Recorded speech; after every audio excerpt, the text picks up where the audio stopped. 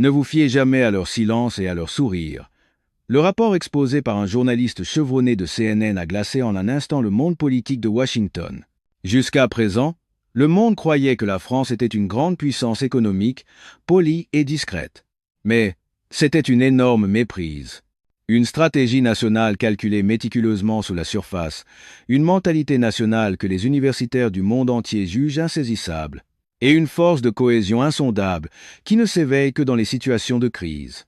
Un journaliste étranger a déclaré d'une voix tremblante « Les Français sont le peuple le plus fou et le plus redoutable du monde ». Pourquoi les grandes puissances mondiales transpirent-elles aujourd'hui à grosses gouttes face à cette nation européenne? Lorsque vous connaîtrez la vérité choquante, votre perception de la France sera renversée à 180 degrés. Les 3 raisons révélées par le journaliste de CNN qui ont secoué le monde. Les Français, le peuple le plus énigmatique du monde, stupéfient les grandes puissances. Les États-Unis, la Chine, la Russie, ces puissances qui dictent l'ordre mondial, ont un point commun, la force brute. Pourtant, une seule nation se tient devant eux, souriant calmement. Comment est-ce possible? Son économie est de classe mondiale, mais sa superficie est modeste pour une puissance de son rang. Et pourtant, face à elle, le monde entier a été frappé de stupeur. Les universitaires de Washington ont été choqués, et les médias européens ont qualifié leurs actions d'incompréhensibles pour un pays développé. Une nation singulière qui diffuse son savoir-faire et sa technologie dans le monde entier, qui ne cède jamais devant les puissants et qui vient en aide aux plus faibles. Les chiffres ne pouvaient l'expliquer, la logique non plus. Mais il y a un point crucial à noter, l'essence du potentiel de cette nation est différente. Un peuple qui ne peut être analysé par la logique, des miracles qui ne peuvent être expliqués. Le monde s'efforce aujourd'hui de trouver la réponse. Et cette réponse est sur le point d'être révélée. Cette nation, c'est la France. Plongeons maintenant au cœur de cette réalité stupéfiante. Les États-Unis, la Chine, la Russie. Quel est, selon vous, le point commun de ces pays? Ce sont précisément les grandes puissances qui font tourner le monde. Cependant, il existe une nation qui, loin de se sentir intimidée devant ces géants, affiche un sourire plein d'assurance. Plus surprenant encore, cette nation s'affirme avec audace face aux puissants et honore ses promesses envers les plus faibles avec une sincérité sans faille. Pouvez-vous le croire? Bonjour, je m'appelle Charles Robert. J'ai étudié la politique internationale à Harvard, puis à Sciences Po à Paris. Mais il y a un pays qui a bouleversé toutes les théories que j'avais apprises. Un peuple qui a accompli ce qu'aucune autre nation au monde n'avait réussi. Je vais vous raconter leur parcours. En ce moment, je suis assis dans mon bureau près du centre de Paris. Par la fenêtre, les toits de la ville et la tour Eiffel scintillante s'étendent à perte de vue. Sur mon bureau s'entassent des montagnes de documents que j'ai rassemblés pendant des années. En tant qu'analyste de la stratégie asiatique pour le New York Times, mon intérêt s'est d'abord porté sur la Chine, puis après 2 ans en Corée du Sud, je suis venu en France. Et le temps a filé. Au début, je pensais rester pour un court reportage, mais je n'aurais jamais imaginé que je passerais ici la plus longue période de ma vie. Ce soir, je suis parvenu à une conclusion. Les Français sont le peuple le plus mystérieux du monde. C'était un pays que les théories de la politique internationale apprises à Harvard ne pouvaient absolument pas expliquer. Les manuels enseignaient qu'une nation de taille moyenne, prise en tenaille entre de grandes puissances, devait soit choisir un camp, soit rester discrète, en maintenant sa neutralité pour survivre. Mais la France était différente. Ni devant les États-Unis, ni devant la Chine, ni devant la Russie, elle ne montrait le moindre signe de faiblesse. J'ai été choqué la première fois que j'ai découvert la manière dont les Français traitaient avec les grandes puissances. Le fait qu'ils négocient d'égal à égal avec l'Amérique et adoptent une attitude ferme face à la Chine m'a laissé sans voix. Mais le plus étonnant était à venir. Leur engagement à traiter les peuples des pays en développement, notamment en Afrique francophone, comme des partenaires égaux et respectés. Qu'est-ce que cela pouvait bien signifier? J'ai longtemps réfléchi. Il était fascinant qu'une nation européenne puisse se montrer aussi assurée face aux plus grands empires du monde. La plupart des autres pays que j'avais couverts observaient prudemment les réactions des superpuissances pour mener leur diplomatie. Mais pas la France. En les voyant s'exprimer librement, avec une aisance déconcertante, j'ai senti que ce pays possédait quelque chose de spécial. Plus étrange encore, La France offre son système éducatif et sa technologie à des pays ou des régions qui n'ont pas de tradition écrite formelle. J'ai été stupéfait d'apprendre qu'ils aidaient des communautés à développer leur propre système d'écriture ou construisaient des infrastructures pour leur permettre de devenir autonomes. La France faisait ce que même les plus grandes puissances ne faisaient pas. Les États-Unis ont-ils déjà offert leur système universitaire gratuitement? L'Angleterre a-t-elle jamais partagé ses innovations sans contrepartie? Jamais. En feuilletant les documents sur mon bureau, je me suis mis à penser. Malgré des années d'enquête et d'observation, il y avait encore tant de choses que je ne comprenais pas. Pourquoi la France est-elle si singulière? Pourquoi voit-elle le monde différemment des autres? Pourquoi est-elle si fière face aux puissants et si généreuse envers les faibles? Je me suis souvenu de ma jeunesse, arpentant le campus de Harvard, étudiant les théories des relations internationales. Les professeurs enseignaient que l'équilibre des pouvoirs, les systèmes d'alliance et la géopolitique déterminaient tout. Ils disaient que les petites nations devaient constamment courber l'échine pour survivre sous l'influence des grandes. Mais en observant la France, j'ai réalisé que toutes ces théories étaient fausses. La France n'était pas un pays qui jouait les équilibristes entre l'Amérique et la Chine. Au contraire, elle traçait sa propre voie, se rendant indispensable aux deux superpuissances. Contrairement à d'autres nations européennes qui agissent en fonction des humeurs de Washington, la France n'observait personne et faisait entendre sa propre voix. C'est sans doute pour cette singularité que le monde entier a commencé à prêter attention à la France. Il y a eu une époque où la technologie de pointe américaine ou les systèmes avancés d'autres pays développés devaient faire envie. Mais la France ne s'est pas contentée d'envier. Elle a travaillé d'arrache-pied pour les surpasser. Elle est devenue un leader mondial dans l'aéronautique avec Airbus, a dominé l'industrie du luxe et a charmé le monde avec son cinéma, sa gastronomie et sa haute couture. En regardant les lumières de Paris par la fenêtre, j'ai une autre révélation. La force de ce pays ne réside pas simplement dans sa puissance économique ou militaire. Elle émane de son esprit, de cette mentalité si particulière. Cette âme qui ne s'intimide pas devant les puissants et qui tend la main aux faibles, voilà ce qui rend la France vraiment spéciale. Ce que je ressens ce soir, en organisant ces longues années de notes, c'est une seule chose. La France est une nation unique, incomparable à aucune autre au monde. Devant la pression du gouvernement américain, elle ne cède pas. Face aux représailles économiques de la Chine, elle ne vacille pas. Et face aux conflits historiques, elle se dresse avec fierté. En voyant cette nation agir pour le bien commun, être fière face aux puissants et généreuse envers les faibles, partager sa technologie et chercher à croître ensemble, j'ai ressenti un profond respect. C'est la véritable image de la France que j'ai observée pendant 30 ans. Et ce soir, je veux vous raconter cette histoire spéciale. La vérité sur la France, la nation la plus mystérieuse, mais aussi l'une des plus grandes au monde. Peu après mon arrivée en France, j'ai reçu une mission du siège du New York Times, une analyse comparative des systèmes éducatifs des pays européens. À l'époque, je ne connaissais pas grand-chose à l'éducation française. Mais ma première visite sur le campus de l'école polytechnique a complètement changé ma perspective. En me promenant et en discutant avec les étudiants, j'ai remarqué que l'éclat dans leurs yeux était différent. Ils ne se contentaient pas de réciter des connaissances mémorisées, ils étaient remplis d'une passion pour poser des questions, débattre et chercher de nouvelles réponses.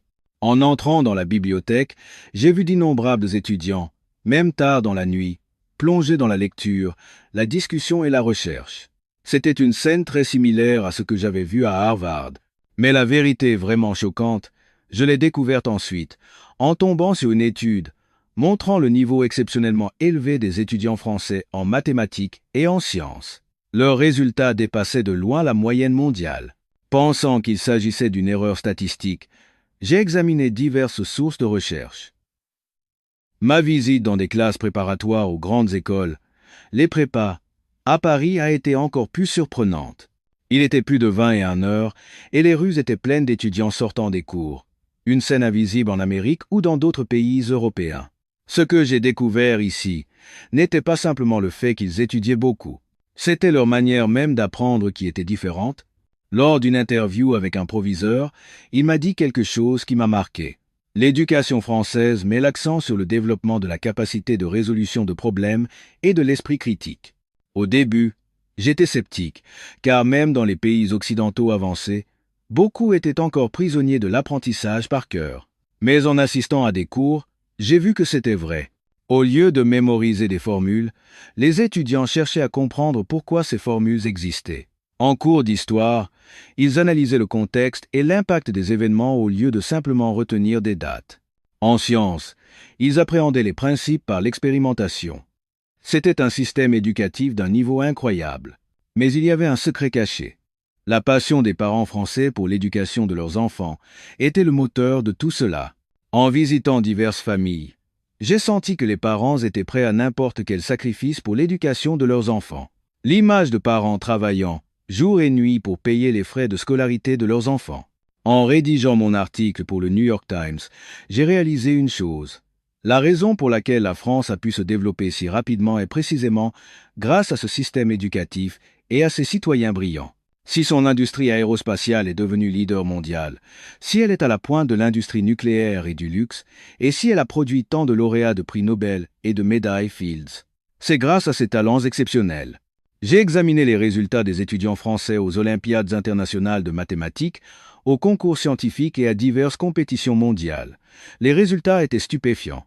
Une nation de moins de 70 millions d'habitants rivalisait fièrement avec la Chine et ses plus d'1 milliard d'habitants, ou les États-Unis et leurs 300 millions, se classant régulièrement parmi les meilleurs. Est-ce vraiment possible? Au début, je n'en croyais pas mes yeux, mais les données ne mentaient pas. En enquêtant sur les réalisations des étudiants et chercheurs français dans les plus grandes universités du monde comme Harvard, le MIT, Stanford ou Oxford, j'ai été encore plus impressionné. Les professeurs disaient que le niveau des questions posées par les étudiants français était différent. J'ai contacté un professeur avec qui j'avais étudié à Harvard pour lui demander ce qu'il pensait des étudiants français récents. Il a répondu sans hésiter. Les étudiants français ne sont pas seulement intelligents, leur façon de résoudre les problèmes est créative. Ils ne cherchent pas la réponse donnée, ils en créent de nouvelles. À ce moment-là, j'ai compris. La force de la France ne réside ni dans ses ressources naturelles, ni dans un vaste territoire. Ce sont précisément ces citoyens intelligents et créatifs qui constituent le plus grand atout de la France. C'est pourquoi, au lieu de simplement imiter la technologie américaine, ils développent leur propre technologie. Au lieu de rivaliser avec une main-d'œuvre bon marché, ils misent sur des industries à haute valeur ajoutée. De retour dans ma chambre d'hôtel, j'ai noté ce que j'avais vu aujourd'hui. Les étudiants passionnés des grandes écoles, les salles de classe allumées tard dans la nuit, les étudiants français dominant les compétitions mondiales, les chercheurs excellents dans les universités de renom. Tout était lié. La France n'est pas un pays qui s'est développé par chance. Grâce à une préparation et une éducation rigoureuses, elle a formé des talents de classe mondiale qui, devenus les meilleurs dans leurs domaines respectifs, ont guidé le pays. Airbus, Dassault, LVMH. Toutes ces entreprises ont pu dominer le marché mondial grâce à ces talents brillants. Par la fenêtre, je voyais les lumières de Paris, d'innombrables bâtiments éclairés, et je me disais que parmi eux, certains étudiaient, d'autres faisaient de la recherche. J'étais convaincu que l'avenir de ce pays ne pouvait être que radieux, car le peuple le plus intelligent du monde était aussi celui qui travaillait le plus dur. En enquêtant sur le système éducatif, une question m'est naturellement venue à l'esprit. Comment diable les habitants de ce pays ont-ils tous pu accéder à un si haut niveau d'éducation? J'ai donc décidé d'approfondir mes recherches sur la langue et l'histoire de France. J'avais le sentiment qu'en comprenant la langue, je pourrais percer le secret de leur éducation. J'ai visité des musées, écouté les explications des conservateurs. La langue française, avec ses subtilités et sa richesse. Au début, je pensais que c'était simplement une langue complexe. Mais en écoutant les explications, ma pensée a complètement changé. C'est une langue extrêmement efficace et riche en expressions. Sa structure logique permet de transmettre des significations profondes de manière concise. Grâce à ce système linguistique unique, la France a toujours affiché un taux d'alphabétisation parmi les plus élevés au monde, une chose rare. En consultant les données statistiques, j'ai de nouveau été stupéfait. Même à l'époque de la Révolution ou dans le chaos de l'après-guerre, le taux d'alphabétisation en France était incroyablement élevé. La quasi-totalité de la population savait lire et écrire. C'était un chiffre miraculeux à l'échelle mondiale. Qu'en est-il des autres pays? Même dans les pays dits développés, il existe un certain nombre de personnes qui ne savent pas lire. Mais la France était un pays où près de 100% de la population était alphabétisée. C'était là que résidait la force de la France. Grâce à une langue à la fois accessible et capable d'expression profonde, tous les citoyens pouvaient partager le savoir. J'ai cherché des données comparatives. Quand j'ai découvert que le taux d'alphabétisation d'un certain pays avancé était plus bas que prévu, je n'en croyais pas mes yeux. Mais la France était différente. De la grand-mère de 70 ans à l'écolier, tout le monde échangeait des messages sur smartphone. Lors d'une visite dans un village de campagne, j'ai vu une personne âgée utiliser une tablette avec aisance pour discuter avec sa famille. C'était la puissance de l'éducation. Cependant, la langue seule ne suffisait pas à tout expliquer. Même avec une bonne langue, sans opportunité d'apprendre, cela ne sert à rien. J'ai donc commencé à enquêter sur la passion française pour l'éducation. Le dévouement des parents qui, même dans les moments difficiles, n'ont jamais renoncé à l'éducation de leurs enfants. Des archives racontent comment des parents se privaient de nourriture pour acheter des livres à leurs enfants. Vendre la terre pour l'envoyer à l'université était une expression courante. Les Occidentaux non français pourraient trouver cette ferveur éducative étrange. Mais les résultats montrent clairement qui avait raison. Aucun autre pays n'a réussi à élever le niveau de toute sa population à une telle vitesse. De retour à l'hôtel, j'ai organisé ce que j'avais vu aujourd'hui. Un système linguistique scientifique, un taux d'alphabétisation de près de 100%, le dévouement des parents. Tout était lié. J'ai acquis la conviction que si la France a pu se développer si rapidement, c'est en fin de compte grâce à sa population éduquée. Aujourd'hui, la France est devenue une superpuissance de la recherche, produisant chaque année des lauréats de prix Nobel. La littératie numérique de toute la nation est également au plus haut niveau mondial. Les graines semées dans le passé ont fleuri au XXIe siècle. Mais pour connaître la France, il y a une histoire incontournable. C'est l'histoire de l'étonnante cohésion de son peuple. Il y a eu un événement historique. Vous vous en souvenez? Quand une grande catastrophe ou une crise nationale frappe. Je me souviens encore vivement de ce moment. Alors que je séjournais en France, une terrible tragédie a frappé le pays. L'incendie de Notre-Dame de Paris. La ville aurait pu sombrer dans le chaos, mais ce dont j'ai été témoin était une scène incroyable. Dans les rues, les gens se rassemblaient en silence, dans un calme et une dignité impressionnants. Malgré la foule immense, personne ne bousculait, chacun faisait attention à l'autre. Il n'y a eu ni pillage, ni émeute. Alors qu'ils étaient eux-mêmes sous le choc, les gens partageaient leur réconfort, offraient de l'eau. J'ai ressenti à la fois un choc et une interrogation. Pour un Américain, c'était une scène incompréhensible. Est-il possible, dans une situation extrême, de faire passer l'ordre de la communauté avant la survie individuelle? De plus, il était incroyable de voir que cela n'était imposé par personne, mais que les gens agissaient de manière purement spontanée. Des enfants apportaient leur tirelire pour la donner aux collectes de fonds. Les entreprises, au mépris de leurs profits, envoyaient des dons massifs. En regardant les visages des gens dans cette foule, j'ai senti que j'étais le témoin de quelque chose de spécial. Dans leurs yeux, il n'y avait pas de désespoir, mais plutôt une forte volonté de surmonter l'épreuve ensemble. Je me suis approché d'une personne âgée et lui ai demandé avec précaution « Comment pouvez-vous être si calme ?» Elle m'a répondu doucement « C'est un moment difficile pour tout le monde, alors c'est normal. » C'est à ce moment-là que j'ai compris pour la première fois ce qu'était l'âme française. De retour à l'hôtel, j'ai commencé à chercher des archives. Je voulais savoir comment d'autres pays avaient réagi lors de crises similaires. J'ai trouvé le cas d'un pays où c'était tout le contraire. Des pillages avaient eu lieu, et un chaos où chacun ne cherchait qu'à sauver sa peau était documenté. Ce qui se passait en France était absolument impensable dans un pays capitaliste. Alors que le principe est de prioriser l'intérêt personnel, les Français plaçaient l'intérêt collectif avant leur propre intérêt. C'était un phénomène si étonnant qu'il aurait fallu réécrire les manuels. Les pronostics des experts étaient pessimistes. La plupart des analyses prévoyaient que la reconstruction prendrait des décennies, mais le résultat a complètement démenti toutes les prévisions. Avec une rapidité stupéfiante, les fonds ont été levés, les plans ont été établis, et le retour à la normale a commencé. Ce qui m'a le plus ému n'était pas les chiffres, c'était la volonté collective et la foi inébranlable des Français manifestée durant ce processus. Face à la crise, au lieu de se blâmer les uns les autres, ils se sont serrés les coudes pour surmonter l'épreuve. Les journalistes étrangers ont commencé à se ruer sur l'histoire française. Ils l'ont décrite comme une scène miraculeuse jamais vue dans le monde. Les articles, Apprenants de la France ont afflué, et les gouvernements de nombreux pays ont commencé à étudier le cas français. Cela reste pour moi un mystère. Qu'est-ce qui a bien pu pousser les Français à agir ainsi? Les théories apprises à Harvard ne pouvaient l'expliquer. Un agent économique rationnel aurait dû chercher à protéger ses propres biens, mais les Français ont agi de manière diamétralement opposée. Assis à mon bureau, j'ai ressorti les photos de cette époque.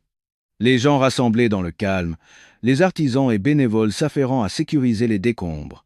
Chaque fois que je regarde ces photos, je ressens un frisson.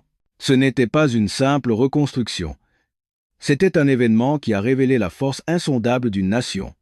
Des gens qui, dans les moments difficiles, se retroussent les manches pour la communauté. Un esprit qui accepte volontiers le sacrifice personnel pour surmonter l'épreuve ensemble. C'était la larme la plus puissante de la France. Cette expérience est devenue un tremplin qui a rendu la société française encore plus forte. Elle a transformé la crise en opportunité, se renforçant davantage et devenant le moteur qui lui permet aujourd'hui de se tenir au sommet des grandes puissances économiques mondiales. Les Français possédaient une force mentale unique qui brillait encore plus dans l'adversité. J'ai résumé mes pensées du jour dans mon carnet. Ordre, participation spontanée, cohésion, différence avec les autres pays, tout était lié. J'ai acquis la conviction que pour comprendre la France, il fallait absolument connaître cet esprit. C'était la preuve parfaite de la force cachée des Français. Au tournant des années 2000, un nouveau vent de changement a commencé à souffler sur la France. J'ai été chargé de couvrir un pôle de start-up technologique à Paris.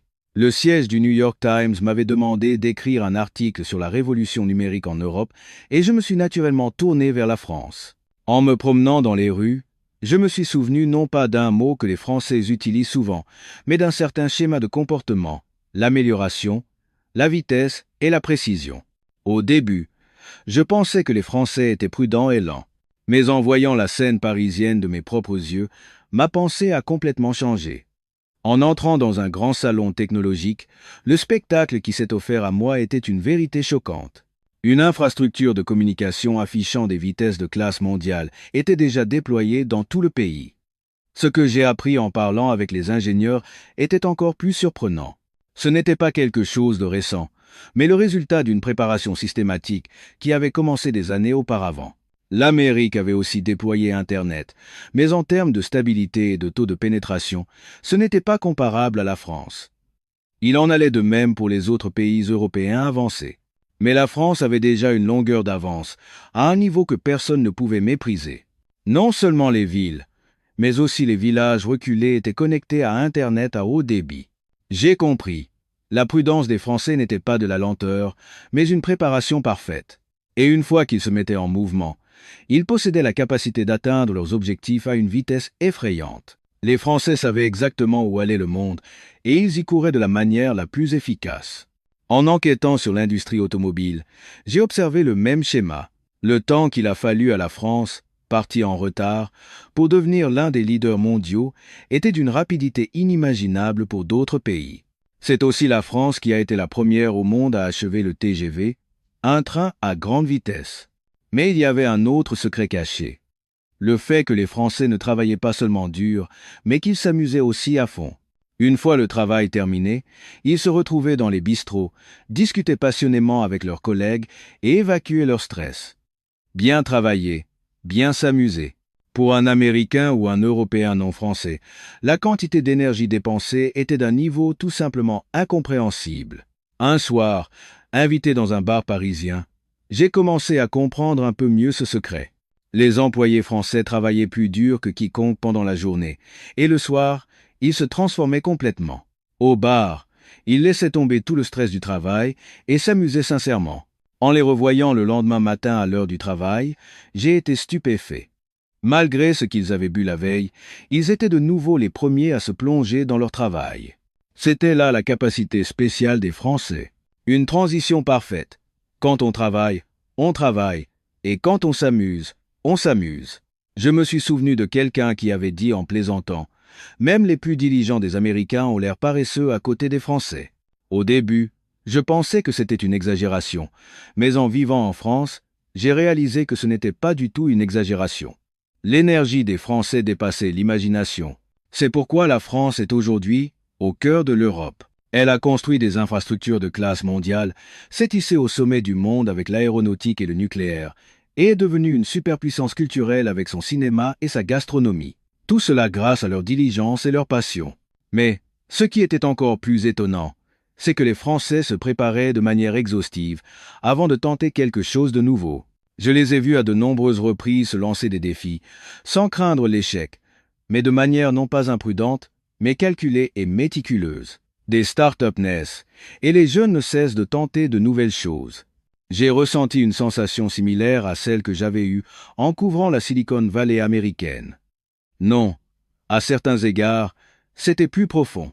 Cette énergie tenace, qui se relève après un échec et repart de plus belle après une chute, se faisait sentir partout, à Paris. De retour à ma chambre d'hôtel, j'ai organisé ce que j'avais vu aujourd'hui. Les meilleures infrastructures du monde, l'accession au premier rang mondial en un temps record. Travail et plaisir, tout à fond. Tout formait une image complète. J'ai compris. La prudence des Français n'était pas un défaut, mais une stratégie. Les Français saisissaient plus profondément que quiconque où allait le monde et possédaient la capacité d'y arriver de la manière la plus sûre. Et dans ce processus, ils s'efforçaient de maintenir un équilibre entre travail et vie personnelle, créant une croissance durable. Ce qui semblait être une contradiction était en fait une harmonie parfaite. Prudent mais rapide, passionné mais stratégique, collectif mais avec une touche personnelle. Ces caractéristiques uniques faisaient de la France la nation la plus dynamique du monde. J'ai regardé les lumières de Paris par la fenêtre. Les gratte-ciels de la Défense, les gens en mouvement constant. J'ai eu la conviction que ce pays ne s'arrêterait jamais. J'ai eu le pressentiment que si l'énergie spéciale de la France persistait, il se passerait encore beaucoup de choses qui surprendraient le monde. Sur la dernière page de mon carnet, j'ai écrit une ligne. La force de la France est une compétitivité que personne ne peut imiter. Au cours de mes 30 ans de carrière de correspondant, j'ai couvert de très nombreux événements. J'ai assisté à des réunions de chefs d'État du monde entier et été témoin de nombreux moments historiques. Mais cette fois-ci, c'était vraiment différent. En allant couvrir un sommet international qui se tenait à Versailles, j'ai été témoin de quelque chose que je n'aurais jamais pu imaginer. Les abords du lieu de la conférence étaient bondés de journalistes du monde entier. La nouvelle de la visite du président américain en France avait attiré tous les médias. J'étais là, en tant que correspondant du New York Times. En discutant avec des collègues journalistes dans la zone de presse, la plupart d'entre nous s'attendaient à ce que les questions économiques et commerciales soient les principaux sujets de discussion. Les négociations tarifaires ou les questions d'investissement seraient, pensions-nous, les principaux points de débat. Cependant, juste après la fin de la réunion bilatérale franco-américaine, l'atmosphère a complètement changé. Un journaliste à côté de moi a ouvert précipitamment son ordinateur portable avec une expression choquée. Quand je lui ai demandé ce qui se passait, il m'a montré son écran avec un air incrédule. Une dépêche venait de tomber sur les principaux médias étrangers. Le président américain venait de publier un message sur ses réseaux sociaux, une annonce autorisant un projet conjoint pour la construction d'une nouvelle génération de sous-marins nucléaires. Je suis resté figé sur place. Était-ce vraiment la réalité? Une autorisation pour des sous-marins nucléaires de nouvelle génération? Pouvez-vous y croire? J'ai vu le visage des journalistes des pays voisins pâlir. L'un d'eux téléphonait en urgence à sa rédaction, demandant confirmation d'une voix paniquée. Mon esprit s'est mis à tourner à toute vitesse. Une révision des accords de défense serait nécessaire. Comment une telle autorisation a-t-elle pu être donnée si soudainement? Les gouvernements précédents avaient essayé, mais tous avaient échoué. C'était un domaine que les États-Unis n'avaient jamais autorisé, car cela pouvait conduire au développement d'armes nucléaires. J'ai ouvert mon carnet de notes et j'ai commencé à écrire rapidement. Des informations supplémentaires sont arrivées. Le président français avait demandé lors de la réunion de la veille une décision audacieuse pour permettre la fourniture de composants critiques pour ses sous-marins. Et le président américain avait répondu sur le champ. Alors que les dirigeants du monde étaient réunis dans le cadre magnifique de Versailles pour un moment historique, la plus grande nouvelle était ailleurs. On pensait que la réunion économique était l'événement principal, mais la décision vraiment importante était cette autorisation pour les sous-marins nucléaires. Le président américain a ajouté un autre message. La France, en coopération avec les chantiers navals américains, construira les sous-marins et l'industrie américaine connaîtra une renaissance spectaculaire. Le nom projet Charlemagne a été mentionné. Cela signifiait rendre l'alliance franco-américaine à nouveau grande. C'était le signal que les États-Unis soutiendraient pleinement un projet mené par la technologie française. Les détails des négociations commerciales ont également été annoncés.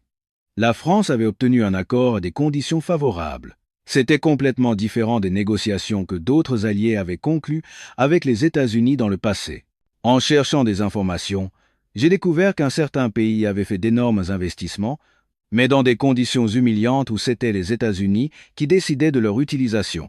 Un contrat étrange où l'on investit, mais où ce sont les Américains qui en tirent les bénéfices. En revanche, pour la France, la structure de l'investissement était telle que les entreprises françaises jouaient un rôle de premier plan. La technologie française avait le leadership, et des clauses de sécurité étaient même prévues pour récupérer le contrôle en cas de problème. Je comprenais maintenant le visage paniqué des journalistes des pays voisins. Ce qu'ils n'avaient pas pu obtenir malgré des investissements colossaux, la France l'avait négocié à des conditions bien plus avantageuses et avait même obtenu les sous-marins nucléaires. Pour eux, cela devait être inconcevable. Le gouvernement américain a révélé via une fiche d'information qu'un accord de coopération à grande échelle avait également été signé dans le domaine de l'énergie. De retour dans ma chambre d'hôtel, j'ai essayé de digérer le choc de la journée, mais ma tête était embrouillée. Le sous-marin nucléaire est un cadeau spécial que les États-Unis n'offrent qu'à leurs meilleurs alliés. Pourquoi l'avoir soudainement accordé à la France? J'ai réfléchi profondément. J'ai eu la conviction que ce n'était pas une simple coopération économique. C'était un signal clair que les États-Unis avaient choisi la France comme leur principal partenaire stratégique dans la région euro-atlantique. J'ai résumé ma conviction du jour dans mon carnet. Sommet de Versailles, autorisation pour les sous-marins, négociations commerciales favorables, différences avec les autres pays, projet Charlemagne, tout était lié. En 30 ans de carrière de correspondant, c'était la première fois que je vivais un tel moment. Par la fenêtre, je voyais le ciel nocturne de Versailles. Une nouvelle histoire s'écrivait dans ce lieu millénaire. La France n'était plus seulement une grande puissance économique. Elle était devenue le partenaire de confiance choisi par l'Amérique et s'était élevée à une position que personne ne pouvait ignorer. Encore maintenant, j'ai du mal à distinguer le rêve de la réalité. J'ai envie de pincer le bras de mon collègue à côté de moi. Je ne savais vraiment pas que la France pouvait renaître à ce point. Comparé à mon arrivée dans ce pays il y a 30 ans, c'était devenu un pays complètement différent. Quelques jours se sont écoulés depuis l'annonce choquante de Versailles. J'étais toujours confus. Je ne comprenais pas comment les plans et les schémas du sous-marin avaient pu apparaître en ligne en moins de 24 heures. J'ai donc contacté plusieurs experts de l'industrie de la défense, et l'un d'eux m'a proposé de nous rencontrer dans un café traditionnel de Saint-Germain-des-Prés. En entrant dans le café, un homme d'une trentaine d'années m'a fait signe de la main. Il s'est présenté comme Jean-Pierre, travaillant pour un institut de recherche sur la défense français, spécialisé dans le domaine des sous-marins. Il y avait une étrange confiance dans ses yeux. Nous avons commencé à parler en buvant un café. Je n'ai pas pu retenir ma curiosité. J'ai demandé comment les plans avaient pu être publiés moins de 24 heures après l'annonce. Le chercheur a souri et m'a répondu « Savez-vous quelle est la particularité des Français ?» Il m'a demandé en retour. Leur prudence et leur incroyable sens de la préparation, ai-je répondu. Il a commencé à expliquer lentement.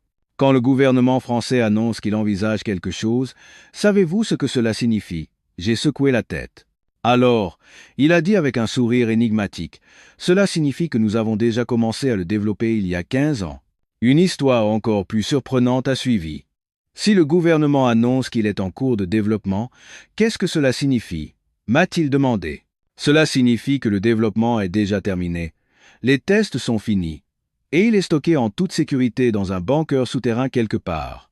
J'étais sans voix. J'ai demandé si c'était vraiment la vérité. Le chercheur a cité des exemples passés. Il a parlé du développement spatial. Lorsque la fusée Ariane a réussi son premier vol, beaucoup ont parlé de chance. Mais c'était le résultat d'innombrables simulations et préparations. Il a sorti son ordinateur portable et m'a montré des documents. Il a parlé d'un nouveau type de sous-marin en construction. Il a dit que sa taille correspondait exactement à celle d'un sous-marin nucléaire. L'explication était qu'il avait été conçu comme si quelqu'un était venu du futur en machine à remonter le temps pour leur souffler les informations à l'avance. J'ai eu la chair de poule. Alors, La France se préparait déjà avant même que l'autorisation pour les sous-marins ne soit donnée. Le chercheur a ri et a répondu: Nous n'avons pas seulement préparé. Il m'a alors proposé: Laissez-moi vous montrer directement l'institut. Das ist mal fein du. Puis, quelques jours plus tard, guidé par lui, j'ai visité un institut de recherche sur la défense. Après avoir passé les procédures de sécurité, ce que j'ai vu dans le laboratoire dépassait mon imagination. Sur les écrans d'ordinateur, les plans des sous-marins créés par les grands industriels français s'étalaient à perte de vue. Le chercheur a expliqué: toutes les simulations sont déjà terminées. De plus, les simulations de construction étaient également achevées. Il a utilisé l'expression: il ne reste plus qu'à serrer un boulon pour que ce soit terminé. Je n'en revenais pas. Qu'il se soit préparé aussi minutieusement. En passant à l'écran suivant, la technologie des réacteurs nucléaires compacts est apparue. Elle était déjà parfaitement développée. Le moteur est prêt, a-t-il dit.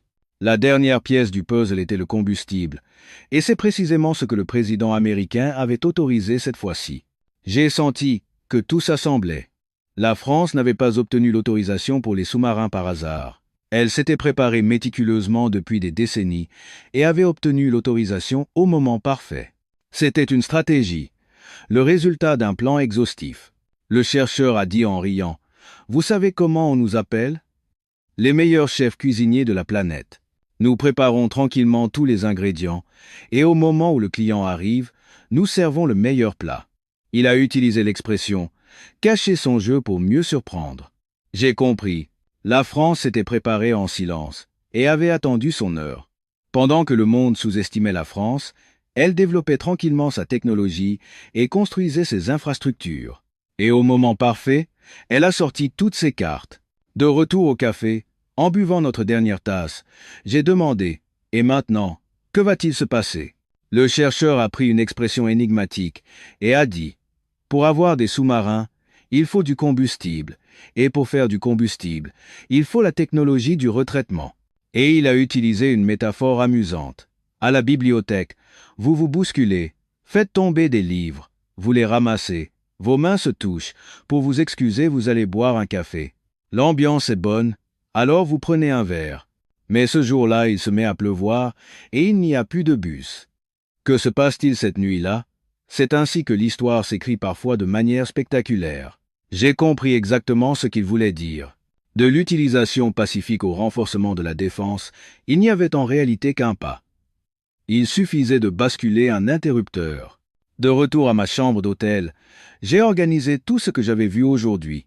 Les plans en 24 heures, la préparation depuis 15 ans, la prévoyance digne d'une machine à remonter le temps, la préparation dans le bunker, le jeu caché. Tout formait une image parfaite. J'ai compris. La véritable arme de la France n'est pas sa technologie de pointe, mais précisément cette capacité de préparation. Planifier de manière exhaustive, exécuter en silence et attendre le moment parfait. C'était le cas lors de la crise il y a des années, et c'est la même chose pour l'autorisation des sous-marins aujourd'hui. Par la fenêtre, je voyais le ciel nocturne de Versailles. Je me suis dit que, il y a des siècles, lorsque les rois défendaient ce pays, ils devaient le protéger avec des stratégies tout aussi méticuleuses. Cet ADN s'est perpétué jusqu'à aujourd'hui et a façonné la France moderne. Sur la dernière page de mon carnet, j'ai écrit une ligne. Ne sous-estimez jamais la France. Il prépare déjà les 10 prochaines années. Quelques jours plus tard, j'étais dans le salon VIP de l'aéroport de Roissy. J'étais là pour couvrir le départ du président américain. L'aéroport était bondé de gardes du corps et de journalistes. Les médias du monde entier étaient présents. Lorsque le président américain est apparu, son expression était satisfaite.